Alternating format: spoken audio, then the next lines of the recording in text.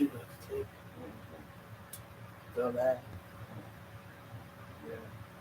Family and fellow soldiers, I'm the professor, and this is the moment of truth. Now, before we get started, I think it needs to be said that this morning's briefing concerned on the 4 topics that black folks don't handle very well. You should know the 4 topics are by now. Anything pertaining to sports, music, preachers, or politics. And I should also say that we're going to be discussing some of the attitude that certain of the black immigrants have when they come to the United States. Now, I know that there's a large number of black immigrants who happen to be in these circles who are not with the BS and who actually are on code, so this doesn't pertain to you, but the problem is it pertains to enough. Now, recently I posted on my Twitter feed that it was Rihanna who decided that she was going to make the front page of her Twitter feed have Dr. King with some photoshopped gold teeth in his mouth, because apparently to her that's just so hilarious. She thinks that that's just cute. Well, it ain't cute. Though you did have some people who were trying to figure out how to make excuses for her and say, oh, well, Honduras whore. Dr. King was gangster. No, he wasn't. Knock it off, goofball. Stupid The only bitch. thing more pathetic than all the foreign flags who were calling themselves defending this garbage were the folks who really should have known better, who were otherwise trying to make excuses for it or rationalize it away. Don't play another motherfucking record of this bitch in this house. Because there's always some dirtbag who looks at you. I ain't never really liked that bitch. You're that right there, that takes the cake. Respected. Everybody else should respect, especially themselves, but not you. Apparently, there's going stuff on case where respect doesn't apply to you.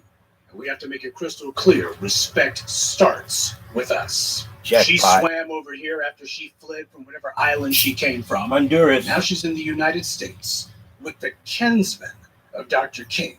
The people who knew him best, the people, if not the family members at least, this the people bitch who gonna put him Dr. King with some gold goddamn teeth. Same background as us. Talking about his gangster. Deciding this is something stupid bitch. Because I'm pretty sure that Rihanna would never make it a point to call herself doing some garbage like this about any of the Barbadian notable figures.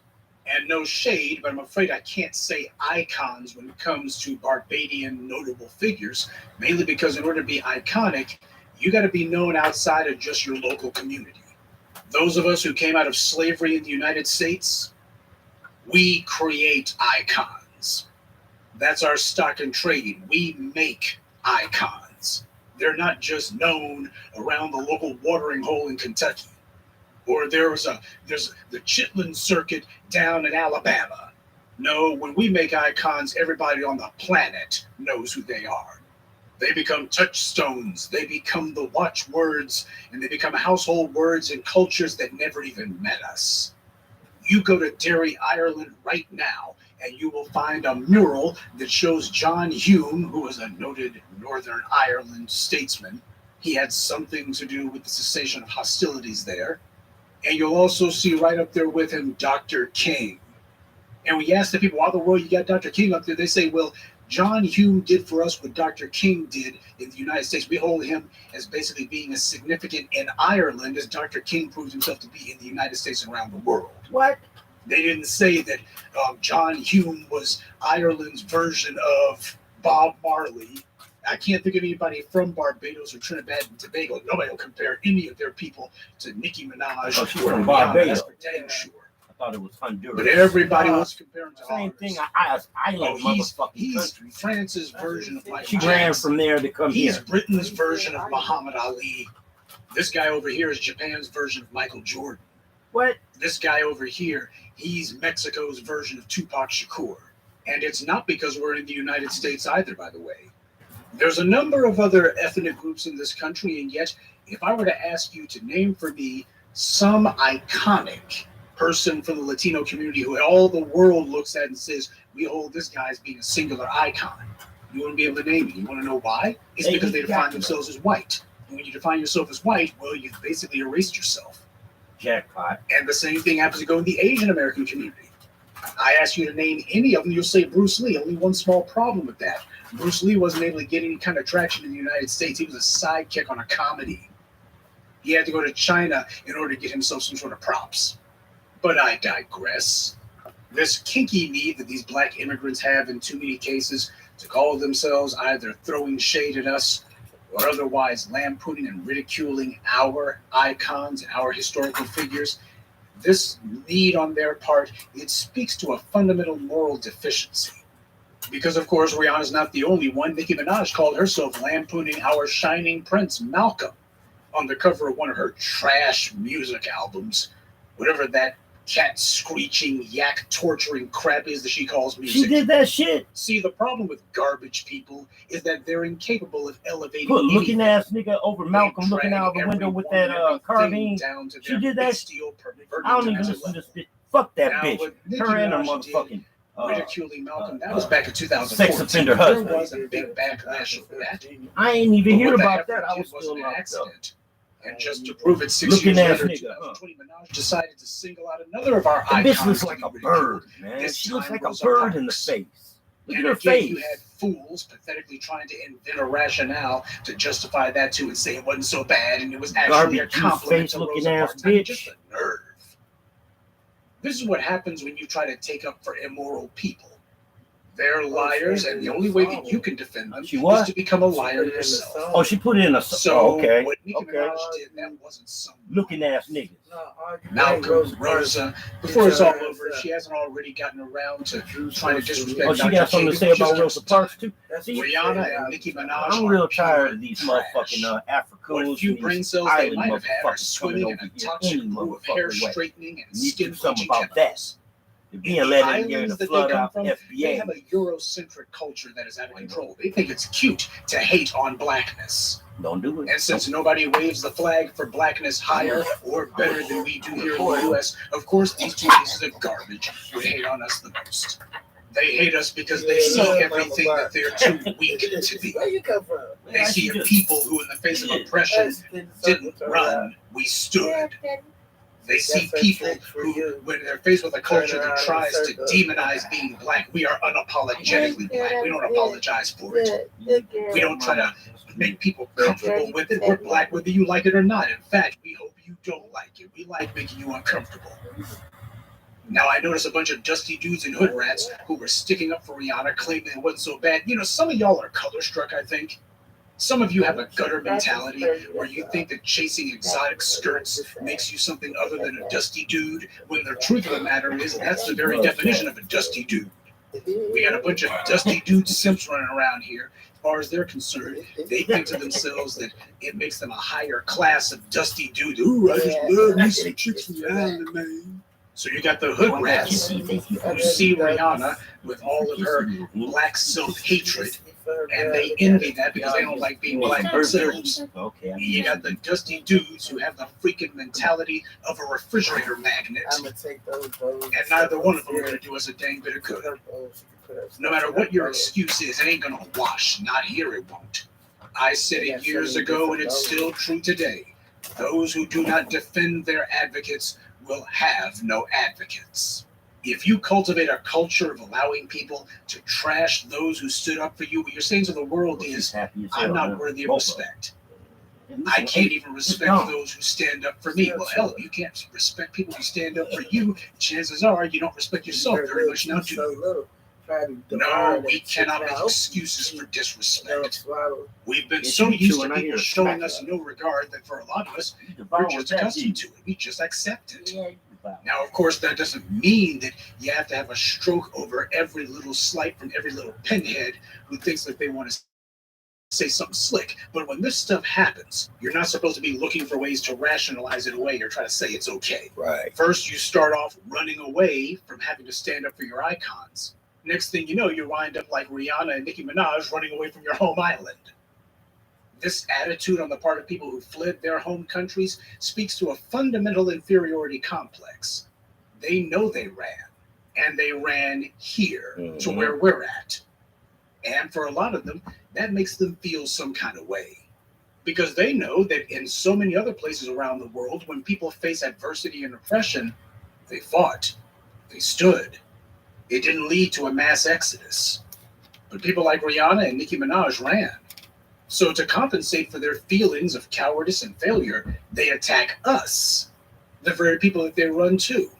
And this makes them feel better somehow.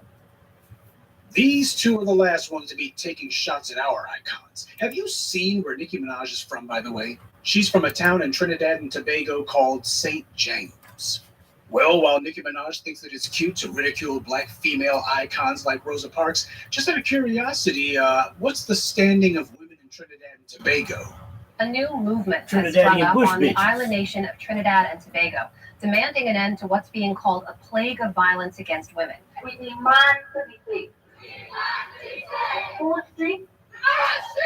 Bobby needs to take his bitch back to her home island from sexual predators, build a shack kidnappers, there. and murderers. I'm sure he'll be able to find some dick stuff down there with his Another bisexual ass. The 7-year-old boy, I'm gonna bring him on a lot. as his mother was attacked by his machete-wielding father. They found 36-year-old Dana Elaine hacked to death. Her husband hanged himself. 2020 was a brutal year in this nation of 1.4 million.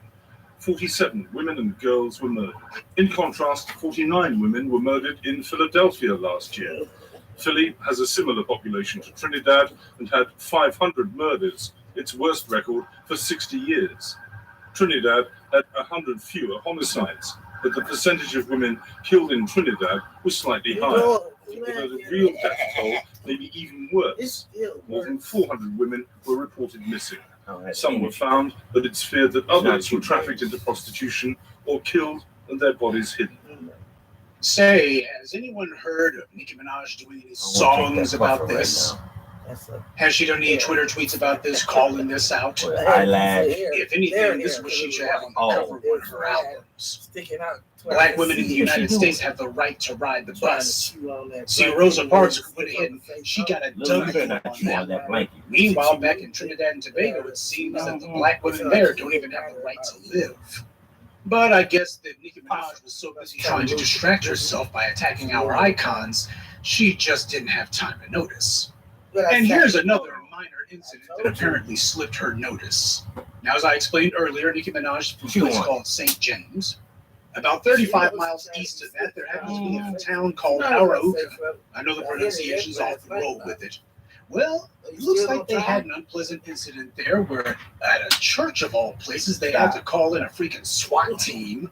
And the reason that they had to call in a SWAT team is because you had 69 people who were being held as slaves there. These people were being held in cages. Tail still wag. I'm not making that up. You had about 69 people being held in cages by this church. And after they were freed, apparently the authorities recovered taser guns and batons that were apparently being used on these people. It's been reported that these prisoners were being underfed, beaten, and caged. This is human trafficking going on in Nicki Minaj's home country, and apparently she doesn't seem to have much to say about it. Send her ass Wonder back. if this is going to find its way into any of the verses of her next song. Somehow, I doubt that. Dr. King was a man of the cloth, you know, but I don't recall where he was moonlighting as a prison warden, and I don't recall Rosa Parks getting hacked to death either. Perhaps this is why we got so many of those immigrants who prefer to try to focus on lampooning and ridiculing us. See, they understand they haven't been fighting white supremacy. They surrendered to it a long time ago. They know it, and the white supremacists know it. White supremacy broke them. That's what it did. It broke them in half.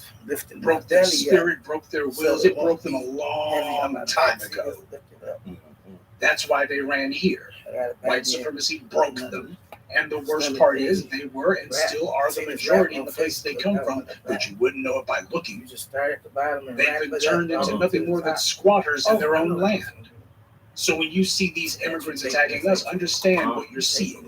Broken, defeated bootlicks who are trying to show their masters that they're loyal lapdogs to them now.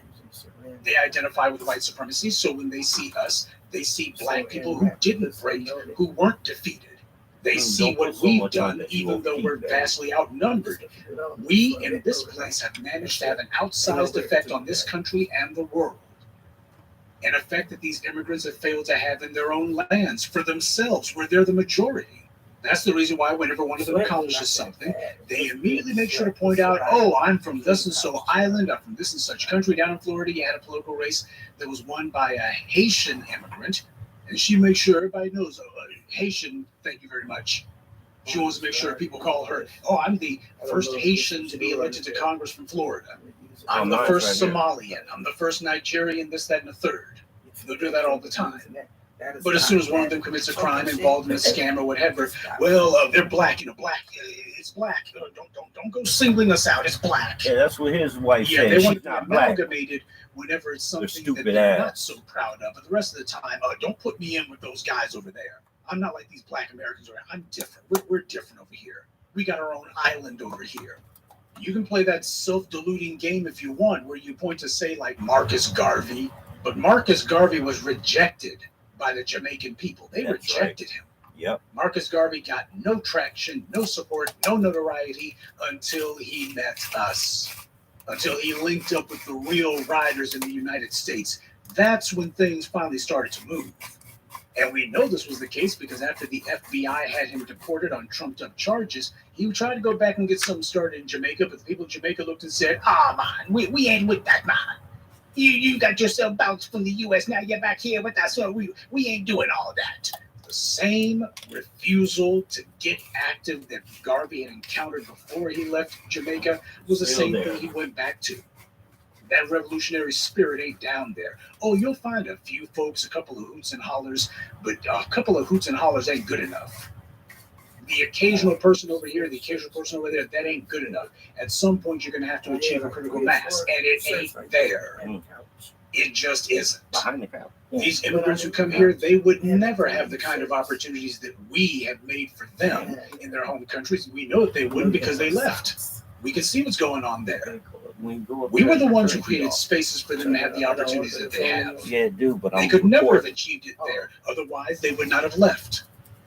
Few Africans and practically no islanders earned any sort of notoriety until we took up their cause. Simply put, there is no substitute for the moral legitimacy or the strength of passion that we bring to the fight. You're not going to find it in the islands. You're not even going to find it in Africa.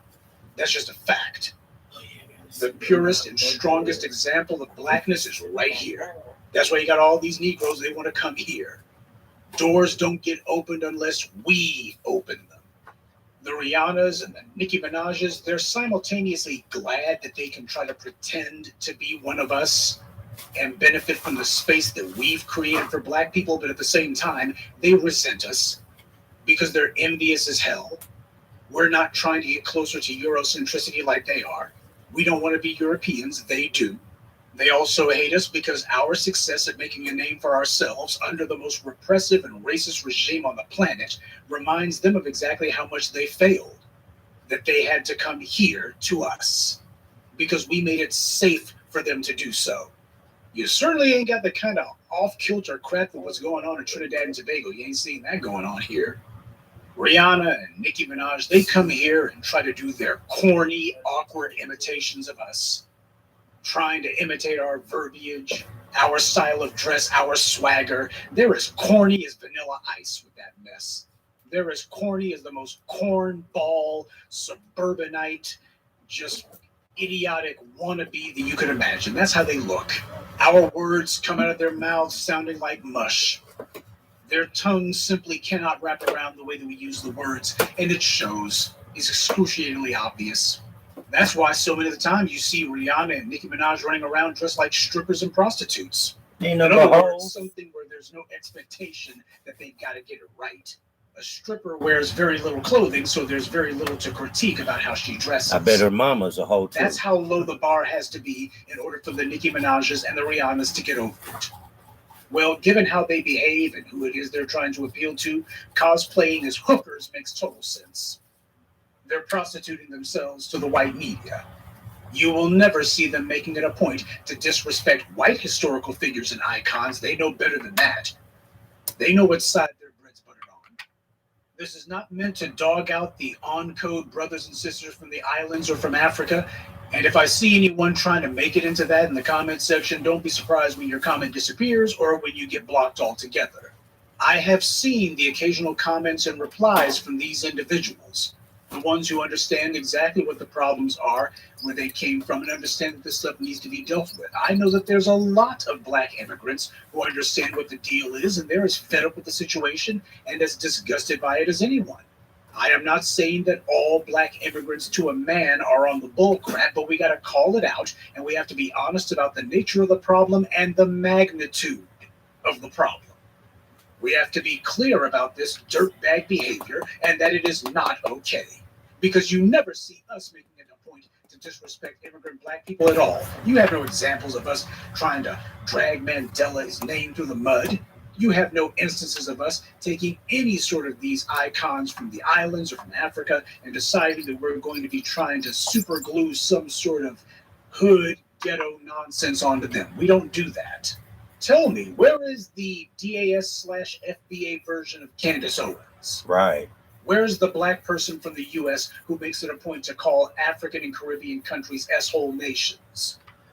Or to help push white supremacist dogma that's meant to dehumanize black people in the diaspora? Go ahead and show them to me. Who do you see out here trying to make their daily bread doing that? You see, there's a cottage industry for doing that mess against us here in the United States because this is the central hub of white supremacy. But that alone is not enough.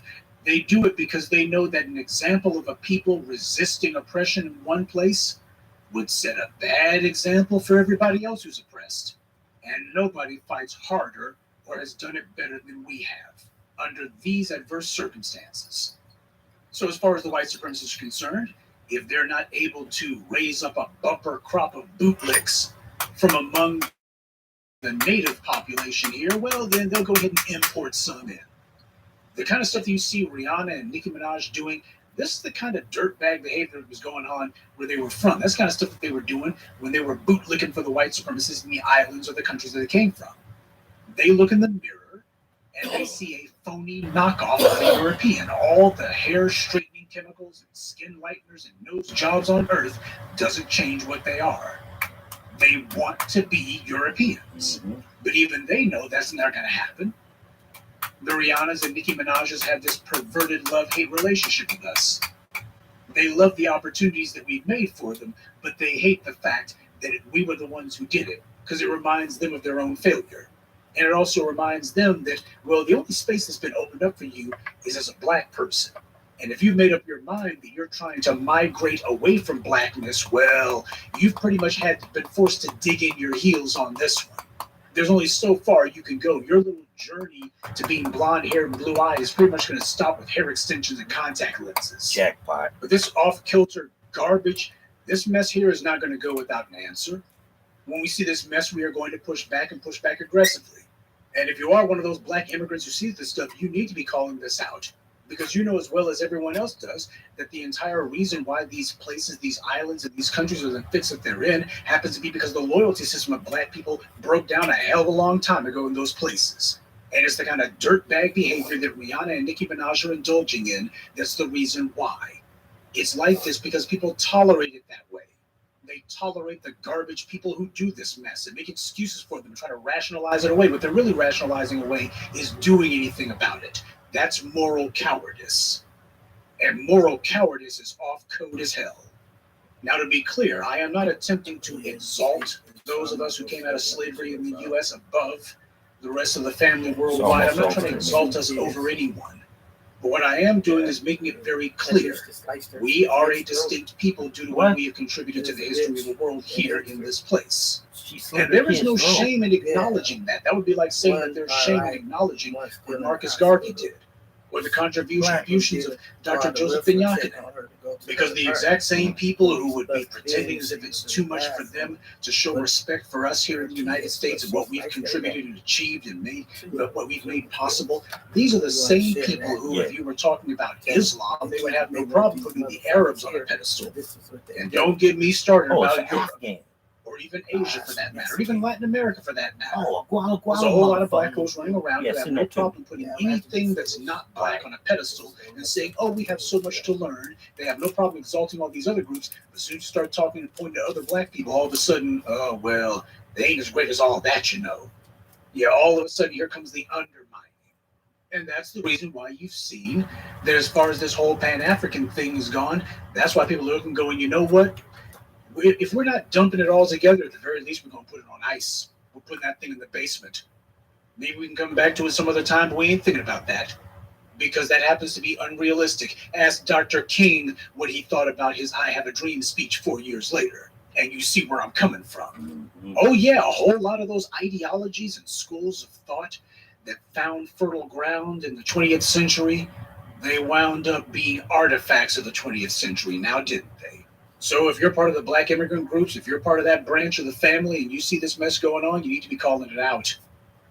When people are calling themselves attacking those of us here in the U.S., they're actually attacking unapologetic blackness. That's what they're attacking, because that's the audience who they're doing it for.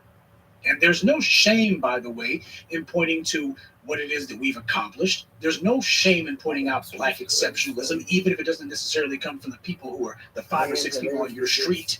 Game is supposed to recognize game.